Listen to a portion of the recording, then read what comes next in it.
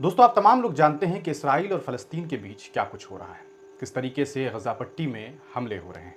ये हमले यूँ तो इसराइल के तरफ से हमास एक संगठन को ख़त्म करने की कोशिश, एक ऐसा संगठन जिसे इसराइल ने साफ तौर पर और दुनिया के कई मुल्कों ने यह बताया कि यह एक टेररिस्ट ऑर्गेनाइजेशन है। और उस आतंकवाद को ख़त्म करने के नाम पर जिस तरीके से हमले हुए, वो इस दुनिया ने देखा। लेकिन इस बीच आपने देखा कि गज़ा पट्टी में क्या कुछ तस्वीरें सामने आई। वहाँ जिस तरीके से लोगों की मौत हुई, जिस कहा जा सकता है दर्दनाक तरीके से लोगों की मौत हुई, उन तस्वीरों को देख करके कोई भी इंसान परेशान हो जाएगा। गज़ा पट्टी से एक परेशान करने वाली खबर सामने आई है। यूनाइटेड नेशन के एक सदस्य हैं टॉम फ्लेचर, उन्होंने इस पूरे मामले पर एक बड़ी जानकारी कल साझा की। वह जानकारी यह है कि अगले 48 घंटे में गज़ा पट्टी में 14,000 फ़लस्तीनी बच्चों की मौत सिर्फ और सिर्फ भूख की वजह से हो सकती है। उस 48 घंटे में 24 घंटे से ज़्यादा का वक्त गुजर चुका है। हालांकि इस बीच यह भी खबर सामने आई है कि कई जो गाड़ियां हैं वह इसराइल ने यह सूचना दी है कि फ़लस्तीन गज़ा पट्टी में जो है वो पहुंची है मानवीय मदद के तौर पर।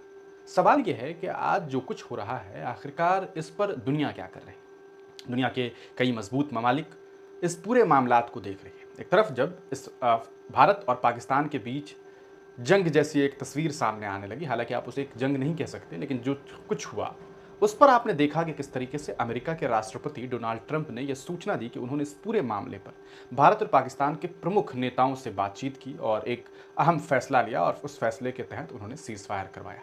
हालांकि आपको बता दें, भारत सरकार इस बात की पुष्टि नहीं करती है और वो कहती है कि सीज फायर में अमेरिका का, डोनाल्ड ट्रंप का कोई रोल नहीं है। लेकिन चूंकि ट्रंप कह रहे हैं और ट्रंप दुनिया के सबसे कहा सकता है पावरफुल मुल्क के राष्ट्रपति के तौर पर हैं, आप बखूबी जानते हैं। अगर उन्हें फ़लस्तीन और इसराइल के जंग के बीच यह तस्वीर नज़र नहीं आ रही है कि जंग नहीं होनी चाहिए, तो फिर उन्होंने भारत और पाकिस्तान में ये चीज़ें कैसे देखी।